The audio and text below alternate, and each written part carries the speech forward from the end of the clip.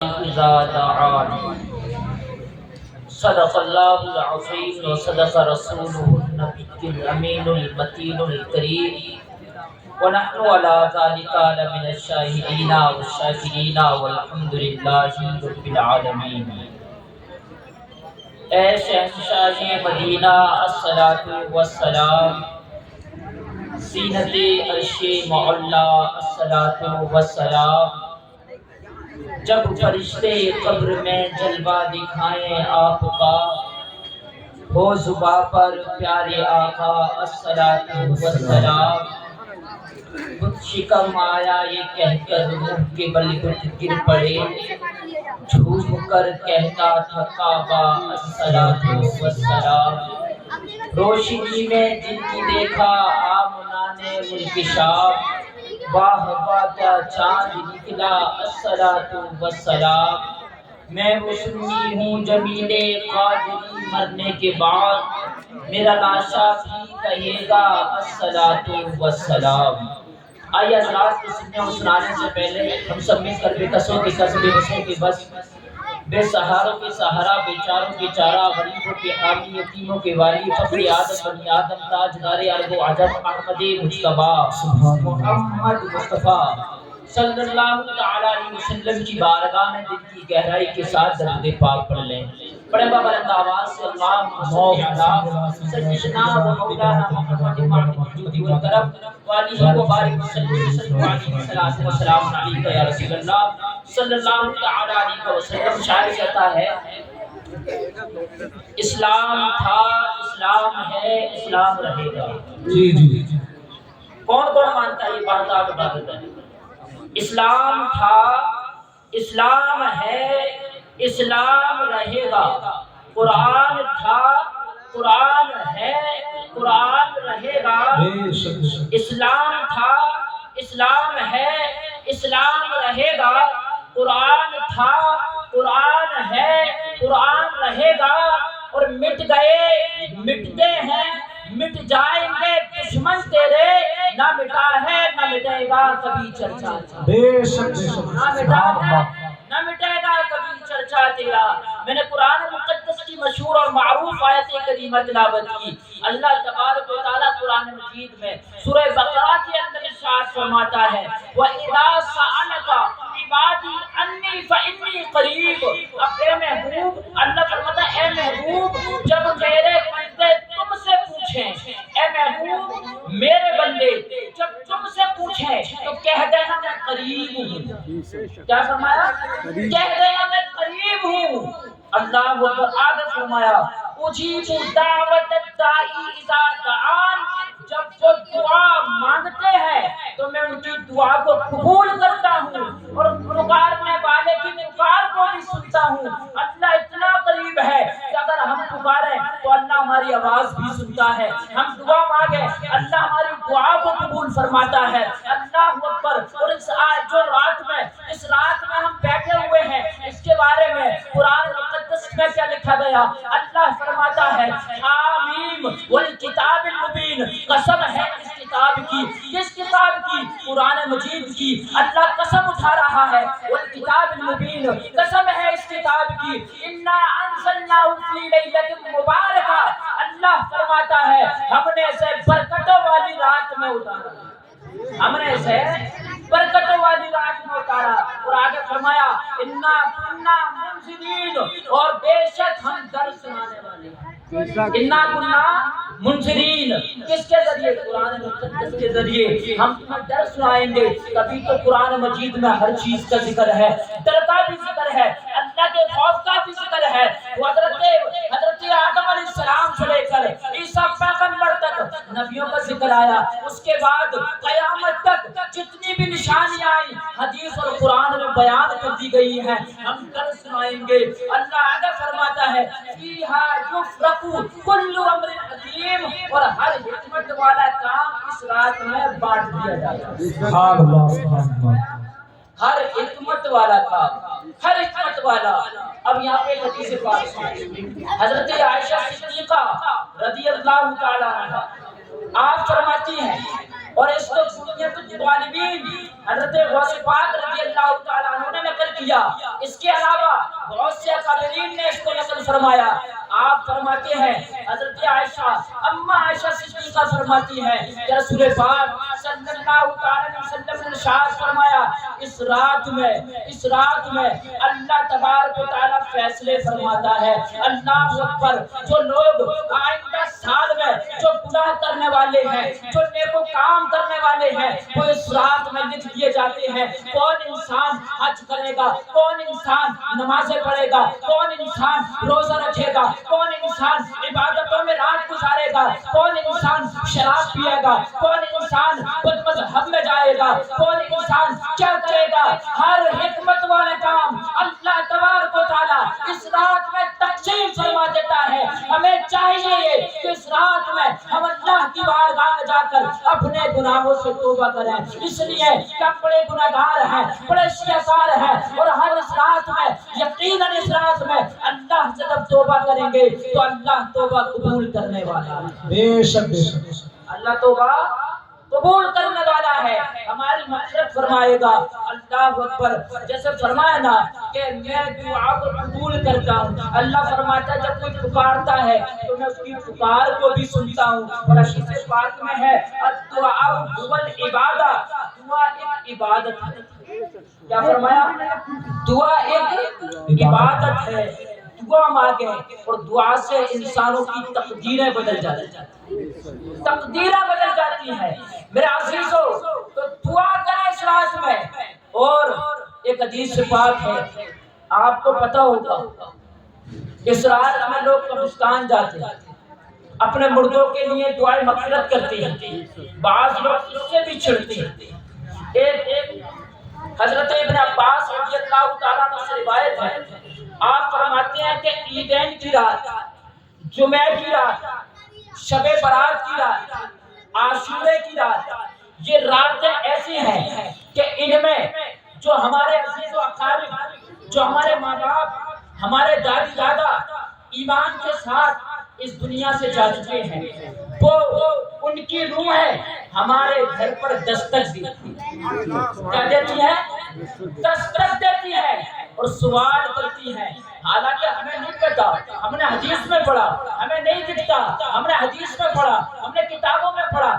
دستک دیتی ہے اور کہتی ہے اے میرے بیٹے, ہے کوئی ایسا جو ہمارے لیے دعائیں مغفرت کرے, ہے کوئی ایسا جو ہمیں اشارے ثواب کرے, اپنی دعاؤں میں ہمیں یاد رکھے. اور ایک بہتری کی روایت ہے, اللہ کے رسول صلی اللہ علیہ وسلم ارشاد فرماتے ہیں تلحقہ من اب او اخ او ام او شدیدی او کماکان. مردہ انتظار کرتا ہے دعاؤں کا. کس کی دعاؤں کا؟ اپنی ماں کا, اپنی بہن کی دعا کا, اپنے باپ کی دعا کا, اپنے بھائی کی دعا کا, اپنے قبیلے کی دعا کا, اپنے دوستوں کی دعا کا, اپنے رشتہ داروں کی دعا کا, اپنے خاندان والوں کی دعا کا, اپنے پڑوسیوں کی دعا کا. اللہ اکبر. انتظار کرتا ہے. اب انتظار جب کرتا ہے, یا رسول اللہ ہم کسی کے لیے دعا کریں تو ہمیں کیا فائدہ, مردے کو کیا فائدہ. آقا رسول فرماتے ہیں اگر تم دعائیں کرو گے تو اللہ دعا قبول کرنے والا ہے. بہتی کی روایت میں پھر آقا نے حضور نے فرمایا فانزل اللہ تعالی علی اہل القبور کامثال الجبال من دعاء اہل الدنیا. اللہ کے رسول نے فرمایا جب کوئی بندہ زندگی میں کبھی اپنے مردے بھائی کو دعا کرتا ہے تو اللہ اس کی دعا کو قبول کر کر مرنے والی کی قبر میں پہاڑوں جتنا نور. سبحان اللہ سبحان اللہ. نعرہ تکبیر, نعرہ رسالت, مسلک اعلی حضرت, فیضان اعلی حضرت, نعرہ تکبیر, نعرہ رسالت. پہاڑوں جیسا نور عطا فرماتا ہے. یا رسول اللہ کس کی دعا سے؟ کہ اس کی دعا سے کوئی بھی مرد مومن اپنے مومن بھائی کے لیے دعا کرے, لیکن شرط یہ ہے مرنے والا بھی مومن ہو اور دعا کرنے والا بھی مومن ہو. آپ سوچیں جس کا خاتمہ ایمان پر نہیں ہوا, اگر اسے دعا کرتے رہو تو پورا قرآن پڑھ دو تو بھی پورا قرآن مقدس پڑھ لو پھر بھی کوئی فائدہ نہیں. آگے حضور فرماتے ہیں پھر وہ پوچھتا ہے اے پروردگار یہ نور آیا کہاں سے؟ تو اللہ فرماتا ہے یہ فلاں بندے نے یا تیرے دوست نے جو بھی دعا کرے گا اس نے فلاں نے تیرے لیے دعائے مغفرت کی ہے اور میں نے اس کی دعا کو قبول فرما کر تیری مغفرت فرمائی۔ اور ایک حدیث پاک حضرت انس رضی اللہ تعالیٰ عنہ سے مروی، حضور پاک صلی اللہ علیہ وسلم نے فرمایا میری امت امت مرحومہ ہے، میری امت امت مرحومہ ہے۔ میرے حضور نے فرمایا میری امت جب قبر میں جائے گی تو پہاڑوں جیسے گناہ لے کر جائے گی، پہاڑوں جیسے گناہ اپنے اوپر لاد کر جائے گی۔ اللہ اکبر۔ تو صحابہ پوچھنے لگے یا رسول اللہ اس کے بعد کیا ہوگا؟ آپ کی امت ہے بڑے بڑے گناہ لے کر قبر میں جائے گی، حشر تک جائے گی۔ حضور فرمانے لگے اے میرے صحابہ جب وہ قیامت کے دن میدان حشر میں اٹھائے جائیں گے تو ایسے اٹھائے جائیں گے جیسے کہ وہ اپنی ماں کے پیٹ سے پیدا ہوئے۔ اللہ اکبر۔ اب آپ کی کیفیت یہ ہوگی، آپ کا ذہن یہ ہوگا کہ حضور نے ابھی فرمایا کہ پہاڑوں جیسے گناہ لے کر قبر میں جائے گی اور اٹھے گی تو ایک بھی گناہ نہیں، پاک و صاف۔ اتنے بیچ میں گناہ کہاں جائیں گے؟ جب اندر لے کر گئے ہیں تو اسے باہر لانا چاہیے، لیکن آقا حضور فرماتے ہیں اس کی تفسیر میں شیخ عبدالحق محدث دہلوی علیہ رحمہ اپنی کتاب میں تحریر فرماتے لکھتے ہیں میرے آقا نے ارشاد فرمایا جب وہ پہاڑوں جتنا گناہ میری امت قبر میں لے کر جائے گی اس کے بعد اس کی اولاد میں سے اس کے گھرانے میں سے کوئی اس کے لیے مغفرت کی دعا کرے گا، اس کی دعا کی مغفرت کی دعا کرے گا، تب وہ دعا کرتا رہے گا اللہ اس کی دعا کی برکت سے پہاڑوں جتنے گناہوں کو معاف فرمائے۔ یہ ہے امت محمدیہ کی فضیلت، یہ ہے مرتبہ مقام کہ امت محمدیہ کو ملا کہاں سے؟ حضور پاک صلی اللہ تعالیٰ علیہ وسلم کے قدم اطہر سے یہ مرتبہ ملا ہے۔ اور ایک حدیث پاک سنتے جائیں، حضور پاک نے فرمایا میری امت کو جو خصوصیات ملی ہیں وہ کسی اور امت کو نہیں ملی۔ فرمایا میری امت کو ملی، ایک تو یہ کہ پہلی امتوں میں مرنے کے بعد کسی کو ایصال ثواب نہیں کر سکتی، جو گناہ کر گئے لے گئے، جو عبادتیں کی کر گئے۔ لیکن حضور کی امت میں یہ خصوصیات ہے کہ اگر گناہگار بندہ مر جائے، اگر اس کا بیٹا اللہ کی بارگاہ میں رو رو کر دعا کرے تو اللہ اس کے وسیلے سے اس کے والدین کی مغفرت کرے۔ یہ خصوصیات امت محمدیہ میں ہے۔ اور حضور پاک صلی اللہ علیہ وسلم نے دعا کے معاملے میں ارشاد فرمایا، آپ نے فرمایا کہ اگر کسی کے والدین فوت ہو جائیں، انتقال کر جائیں، انتقال کرنے کے بعد وہ دفن ہو جائیں تو ہر جمعہ کو ان کی قبروں پر جا کر ان کے لیے دعائے مغفرت کیا ہر جمعہ کو جا کر۔ حضور اگر ہر جمعہ کو جائیں گے تو ہمارا ٹائم خراب ہوگا، ہم جا نہیں پائیں گے، ہمیں کوئی فائدہ نہیں ہوگا، ہمیں کوئی فائدہ ہے جانے سے۔ تو حضور فرمائیں گے، آپ نے ارشاد فرمایا کہ جب تم اپنے والدین کی قبروں پر کھڑے ہو کر دعائے مغفرت کرو گے تو اللہ تمہاری دعا کو قبول کر کر تمہارے والدین کی مغفرت فرمائے گا، اور جب تک تم اپنے والدین کی قبروں کو دیکھو گے اللہ تمہیں بھی اجر و ثواب عطا فرمائے گا، تمہیں بھی اجر و ثواب عطا فرمائے گا۔ تو اس رات میں میرے عزیزو اللہ سے اپنے گناہوں سے گزرو، اپنے گناہوں سے توبہ کرو، اور توبہ کرنے کے بعد اپنے بزرگوں کے لیے اپنے والدین کے لیے مغفرت کی دعا۔ یہی رات ہے، یہی رات ہے جس میں قسمتیں بدلتی ہیں، یہی رات ہے منادی چیخ کر کہتا ہے کہ ہے کوئی مانگنے والا جو مغفرت چاہتا ہے مانگے دی جائے گی، ہے کوئی روزی مانگنے والا مانگے دی جائے گی، مگر مانگنے والے تو بستر پر آ رہا ہے، دی کسے جائے؟ اس رات کے بارے میں تو ایک حدیث اور سماعت کر لیں، پھر ٹائم کم ہے میرے عزیزو۔ یہ دعا کا معاملہ تھا، دعا کریں ہر کسی کے لیے۔ اور حضرت علی کا قول ہے، حضرت علی فرماتے ہیں اگر تم دوسروں کے لیے دعا کرو گے تو کبھی تمہیں دعا مانگنے کی ضرورت نہیں پڑے گی، اللہ تعالیٰ تمہاری خود سے خود جو ضروریات ہیں وہ پوری کر دے گا، تم دوسروں کے لیے دعا مانگو۔ میرے عزیزو، اس رات کو اس مہینے کی فضیلتیں یہ ہیں، میرے آقا حضور صلی اللہ علیہ وسلم نے ارشاد فرمایا شعبان میرا مہینہ ہے۔ کیا فرمایا؟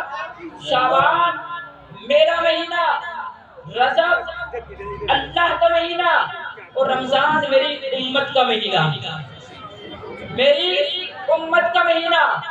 بنیت الطالبین میں نعرہ تکبیر، نعرہ تکبیر، نعرہ رسالت، نعرہ رسالت، شاہد اسلام، شاہد اسلام، شاہد اسلام، نعرہ تکبیر۔ مسئلہ کہتے ہیں سبحان اللہ، سبحان اللہ۔ اور رمضان میری امت کا مہینہ ہے۔ بنیت الطالبین میں حضرت غوث اعظم رضی اللہ تعالیٰ عنہ فرماتے ہیں، تھوڑا اور سن لیں، غوث پاک فرماتے ہیں آپ نے فرمایا شعبان میں گناہوں کو مٹا دیا جاتا ہے، اگر کوئی دعا مانگے اپنے گناہوں سے توبہ کرے تو اسے مٹا دیا، گناہوں کو مٹا دیا جاتا ہے، اور رمضان میں اسے صاف ستھرا کر دیا جاتا ہے، صاف ستھرا کر دیا جاتا ہے۔